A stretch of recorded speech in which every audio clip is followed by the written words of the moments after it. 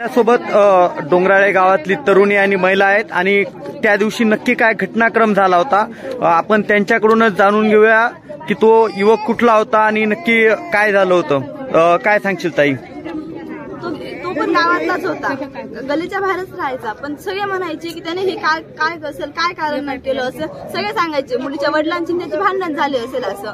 त्या दादाने कधी कोणाशी भांडण केली, त्याच्याशी काय भांडण करेल तो, आणि काय फक्त कारण द्यायचं भांडणाचं. भांडण झाले म्हणून त्यांची मुलीवर अत्याचार केला असं.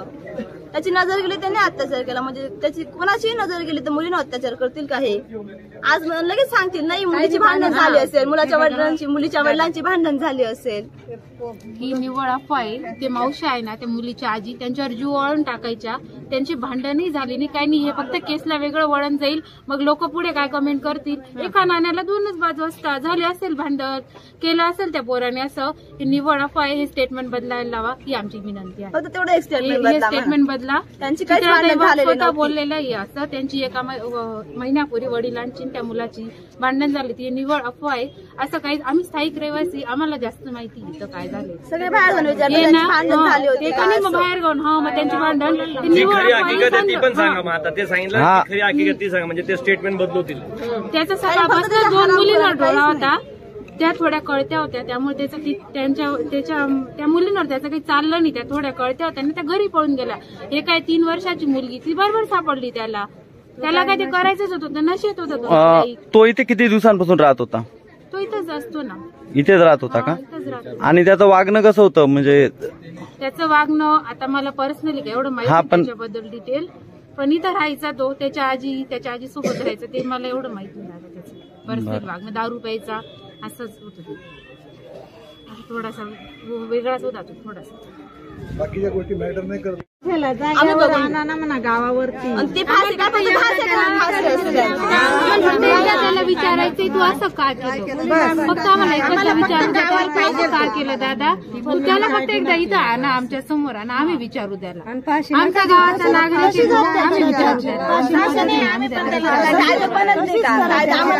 माझ्या बंधूंची मुकल्या दादा तिथंच खेळतात माहिती का, त्याच्या घराच्या बाजूला खेळायचं. बाबासाहेबांनी कायदा चांगला कायद्याचा उपयोग चांगला करा म्हणा.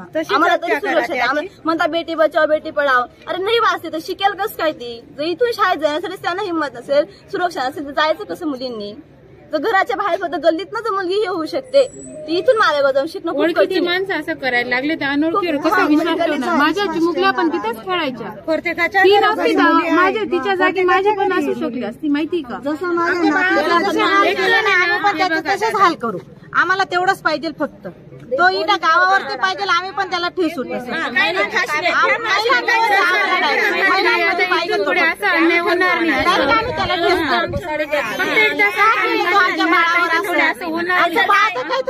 गल्लीमध्ये खेळणारं फिरणारं हिंडणारं बाळ होतं, त्याचं जीवन कसं जगायला पाहिजे? आई वडील कुठं लक्ष देणार? जन्मनी घालायचं का मुलींना जन्मनी घालायचं? आम्ही शेतामध्ये काम करू का मुलींना ध्यान ठेवू? कुठं फिरायचं आम्ही? नक्कीच अतिशय संतप्त प्रतिक्रिया या गावातील महिलांच्या आहेत, तरुणींच्या आहेत.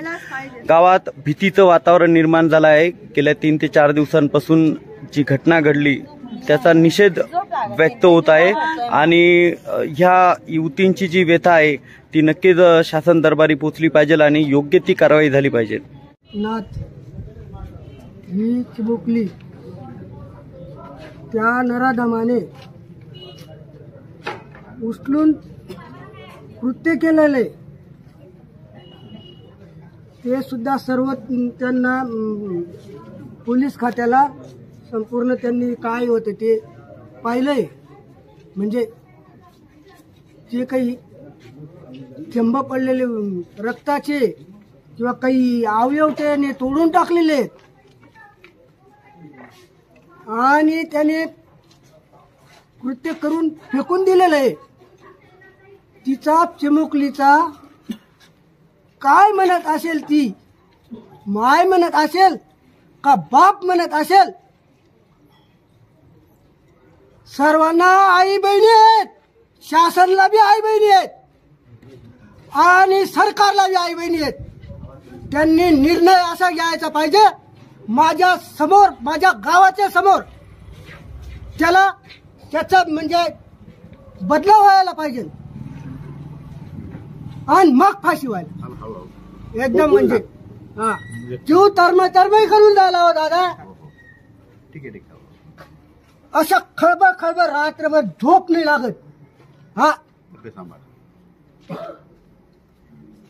काय म्हटलं असेल यावर्षी चिमुकलीने सांगा तुम्ही, आणि काय केलेलं होतं तिने. याचा एवढा हे झाला असतं त्यांनी याच्यामध्ये खुपसून दिला असतं ना.